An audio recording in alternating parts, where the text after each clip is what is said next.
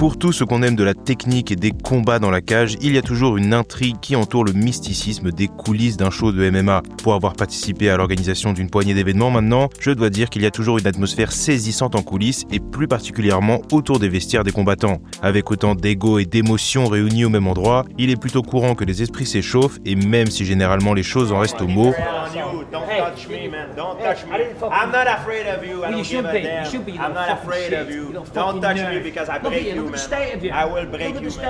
le MMA est une longue histoire de débordements qui ont amené à des scènes absolument lunaires et chaotiques. Et je me contenterai pas de ce qu'il s'est passé en coulisses ici. Certains incidents ont lieu en bord de cage, d'autres en dehors même du cadre d'un événement officiel, mais ils ont tous participé à l'écriture de la légende des arts martiaux mixtes. Même s'il faut le dire, ce n'était pas vraiment pour mettre en lumière l'aspect le plus glorieux de notre sport. J'ai choisi d'éviter les exemples les plus connus ici, donc pas de Khabib, pas de Conor, pas de Leon Edwards et de Jorge Masvidal. Voyons s'il n'y a pas plutôt de quoi vous faire découvrir de nouvelles choses. Spoiler, il y a pas mal de frères Diaz dans cette liste et encore j'ai dû retirer plusieurs incidents. Vous êtes sur la chaîne des Journeymen et voilà 10 bagarres qui ont marqué l'histoire du MMA.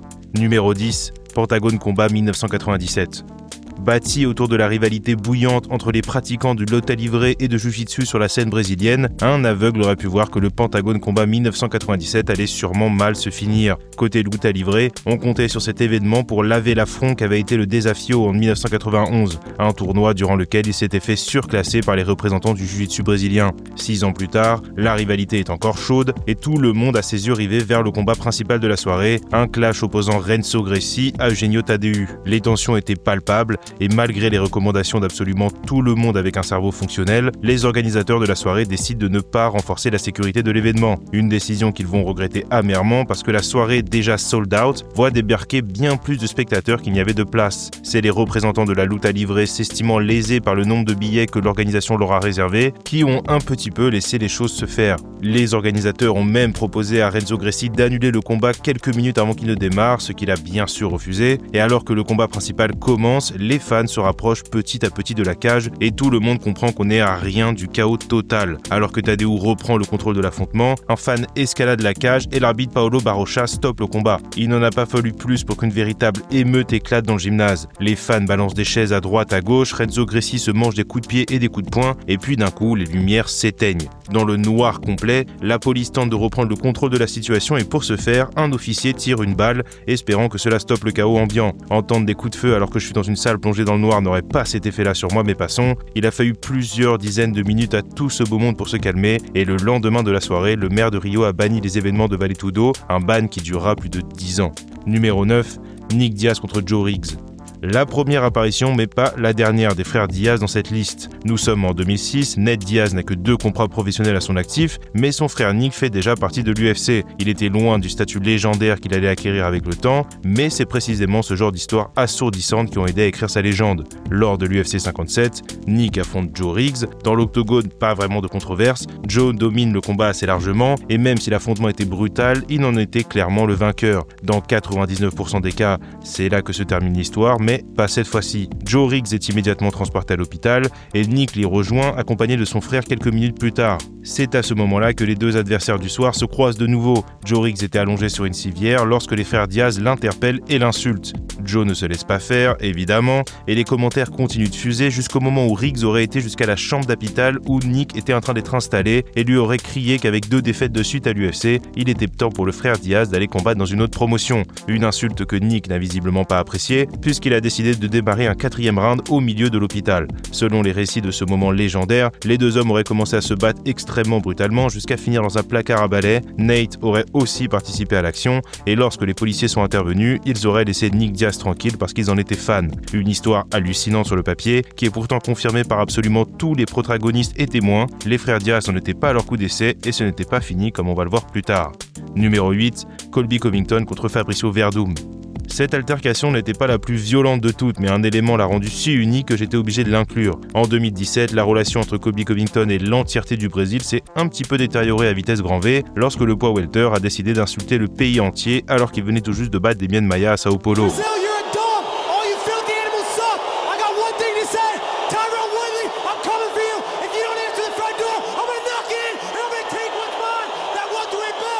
Un moment qui lui a offert un gros coup de projecteur nécessaire pour avancer dans sa carrière, mais qui l'a aussi mis en porte-à-faux avec les combattants brésiliens présents en nombre à l'UFC. Parce qu'on sait que Colby Covington joue un rôle, mais ça ne veut pas dire qu'il bénéficie d'un passe-droit aux yeux de la terre entière. Une personne avec qui il n'avait pas de passe-droit en tout cas, c'était l'ancien champion des poids lourds Fabricio Werdum. Quelques mois après avoir insulté un pays tout entier, Colby et Werdum se trouvent dans le même hôtel à Sydney. Les histoires varient, mais Fabricio prétend que Covington l'aurait insulté dans le lobby de l'hôtel, là où Covington raconte qu'il ne lui a absolument rien dit et que Fabricio l'a attaqué de nulle part dans l'hôtel. Ce qui est certain en tout cas, c'est que l'altercation s'est poursuivie à l'extérieur de l'établissement et qu'après avoir échangé ce que j'imagine être des mots fleuris, Fabricio Werdum a jeté un boomerang enveloppé dans un sac plastique directement dans le cou de Covington. Un fan lui avait offert un boomerang traditionnel la veille et le Brésilien a utilisé un peu ce qu'il avait sous la main. Tout ce beau monde a fini par se calmer et Werdum a écopé d'une amende de $600 australiens, probablement une poussière face à ce qu'il a gagné en battant Martin Tibura le lendemain. Et même si je n'en parlerai pas dans cette vidéo parce que trop connu évidemment, Colby Covington allait connaître une autre altercation bien difficile quelques années plus tard lorsque Jorge Masvidal a décidé d'interrompre le dîner de l'ancien champion par intérim de l'UFC.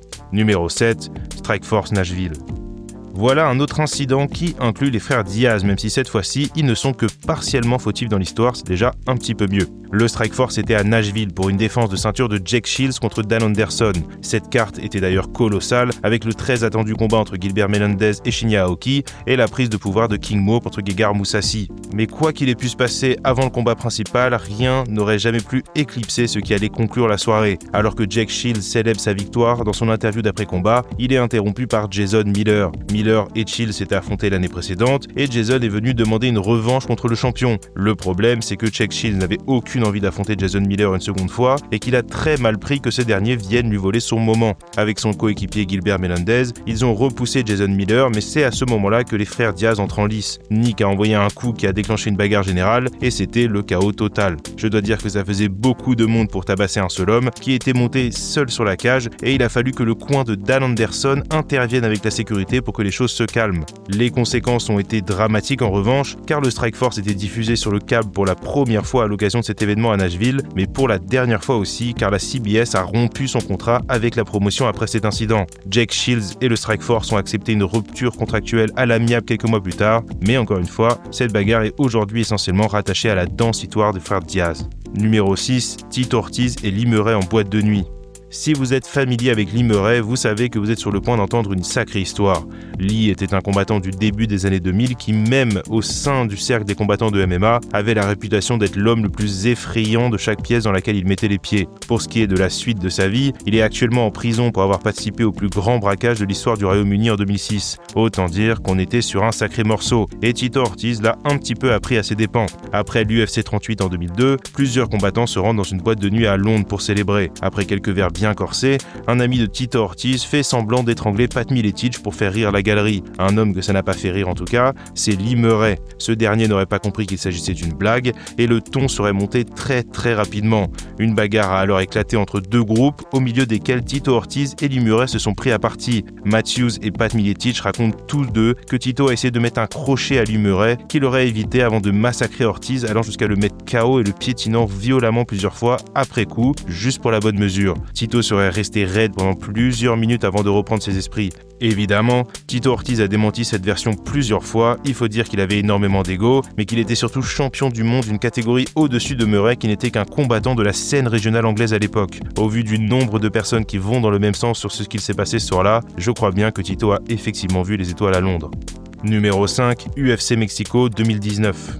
Parfois, c'est la foule qui se charge du divertissement elle-même. L'UFC a connu son lot d'ambiance tendue, et même si généralement les choses se passent plutôt bien, il y a quand même 2-3 territoires où le public est un peu plus chaud que les autres. Le Mexique est l'un d'entre eux. Et il faut dire que les circonstances qui entouraient l'UFC Mexico de 2019 n'étaient pas optimales. Un combat extrêmement attendu entre Brian Ortega et le Korean Zombie est tombé à l'eau, et les héros locaux Brandon Moreno et Alexa Grasso n'avaient pas émergé victorieux. La tension était à son comble à l'entrée du main event entre Yair Rodriguez et Jeremy Stephens, et puis tout est parti en vrille.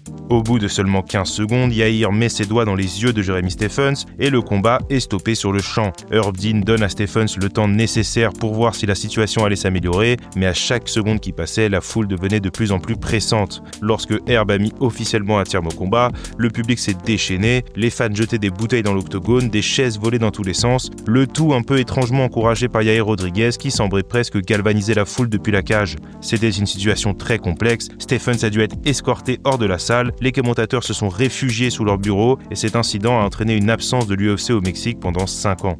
Numéro 4, Diaz contre Nunes.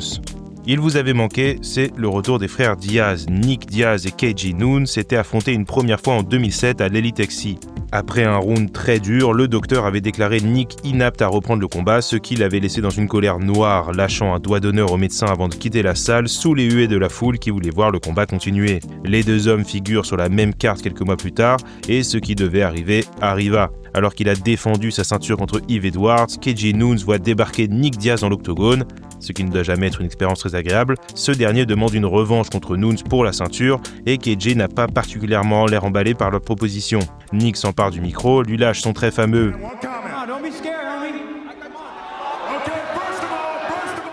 et la situation s'emballe immédiatement. Le père de KG Nunes, Carl, se précipite vers Nick, mais Nate Diaz lui envoie une bouteille d'eau à la gueule, et après une poignée de secondes, les frères Diaz se sont escortés hors du ring par la sécurité, même s'ils continuent à provoquer le camp de Nunes. Un second combat entre les deux hommes devait avoir lieu quelques mois plus tard, mais KG aurait refusé l'affrontement, indiquant qu'à son sens, Nick n'était pas le challenger légitime à sa ceinture. Mais quelques années passent, et Diaz devient champion du Strikeforce, et c'est KG Nunes qui le poursuit et veut l'affronter cette fois-ci, mais Nick, lui, ne s'est pas fait prier. Il l'a affronté immédiatement, l'a surclassé dans le main event de la soirée et prouvé une fois pour toutes qu'il était bien le meilleur combattant des deux. Numéro 3, Donald Cerrone contre Marcus Surza.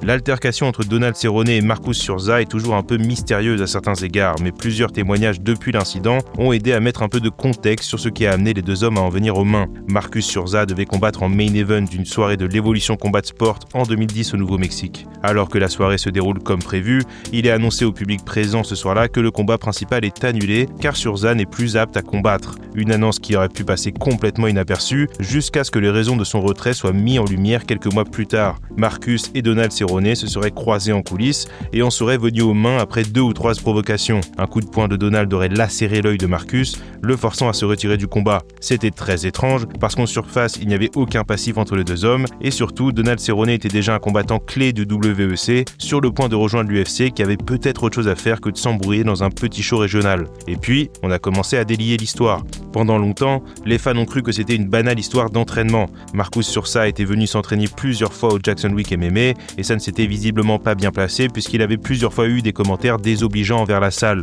On supposait alors que Donald l'aurait croisé et interpellé à ce sujet, ce qui aurait mené à l'altercation. Mais on a appris plus tard que ce qui semblait être un règlement de compte comme un autre sortait en réalité tout droit d'un épisode de télé-réalité de bas étage. La nouvelle petite amie de Donald Cerrone était en réalité une ancienne petite amie de Marcus Surza et une histoire de tromperie flottait dans l'air. Cerrone n'en est pas resté là en revanche, puisqu'on a appris plus tard que le même soir, alors que Surza s'excusait auprès du public au centre de la cage pour l'annulation du combat, il aurait fallu plusieurs agents de sécurité pour empêcher Cerrone d'entrer dans l'octogone pour un autre round. Cowboy n'est pas au niveau des frères Diaz, mais il a un nombre incalculable d'embrouilles rattachées à son nom et cet incident en est un parmi tant d'autres.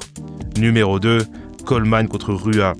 En 2006, on approchait la fin de l'existence du Pride, mais la promotion nous a gardé quelques moments légendaires pour la fin. Parmi eux, le Pride 31 qui allait nous offrir un chaos sans pareil lors du combat opposant Mark Coleman à Mauricio Rua. Alors que Coleman tente un takedown d'entrée, Rua atterrit mal et se disloque l'épaule au bout de seulement 49 secondes de combat. L'arbitre se précipite pour arrêter l'action, mais dans le feu du combat, Mark Coleman ne s'arrête pas et il repousse même l'arbitre avant de visiblement comprendre ce qui est en train de se passer. Mais c'était trop tard, les membres du Shooto Box, dont le très agressif dans les Silva, sont entrés en toute vitesse dans le ring, prêts à en découdre. Les membres de la Hammer House, coéquipés de Mark Coleman, ont fait de même, et je pense que vous avez à peu près compris où on va. Une bagarre générale éclate alors que Mauricio Rua est encore en train de se tordre de douleur au sol, et il a fallu un grand nombre d'arbitres et de membres de la sécurité pour séparer tout ce beau monde qui semblait prêt à en découdre pendant encore quelques temps. Mark Coleman a continué de célébrer sa victoire, et même lorsqu'il est venu offrir des excuses en coulisses, elles ont été refusées par le camp du Shooto Box qui semblait prêt à redémarrer le combat à tout instant. C'est une bagarre absolument légendaire qui a un petit peu plus cimenté la folie avec laquelle était perçu le le Pride à l'époque. Mauricio Rua finit par avoir sa revanche 3 années plus tard lors de l'UFC 92 et tout est bien qui finit bien. Numéro 1, Charles Bennett contre Wanderlei Silva.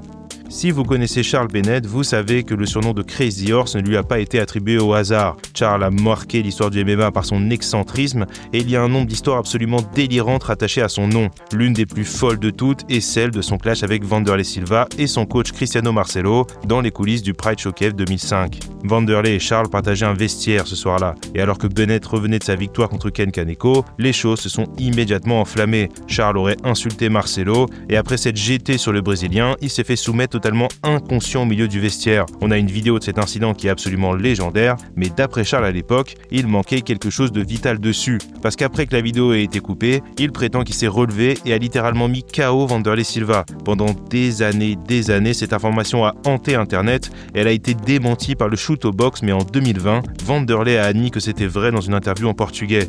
Il a reconnu que Bennett s'est relevé et l'avait mis KO alors qu'il n'était qu'à quelques heures d'affronter Ricardo Arona pour la ceinture du Pride. Cette interview a confirmé l'une des histoires les plus mythiques du MMA et a écrit une ligne supplémentaire dans la folle carrière de Bennett. Les deux hommes n'ont pas enterré la hache de guerre en revanche, loin de ça d'ailleurs, ils ont failli en venir aux mains une nouvelle fois au Rising en 2016 alors que Wanderlei avait demandé à coacher l'adversaire de Charles dans l'espoir de le voir perdre. Une sacrée histoire. Voilà pour les petites histoires des quelques bagarres, quelques embrouilles de coulisses. Évidemment, il y en a des dizaines et des dizaines d'autres, mais j'ai essayé d'en trouver 10 qui étaient un peu marrantes et un peu différentes. Et voilà, n'hésitez pas à me donner un peu vos avis là-dessus et on espère qu'on en aura le moins possible, même si il y a un petit degré de divertissement quand même. Enfin bref, comme d'habitude, abonnez-vous si ça vous a plu, likez la vidéo et nous, on se reparle bientôt. Salut tout le monde.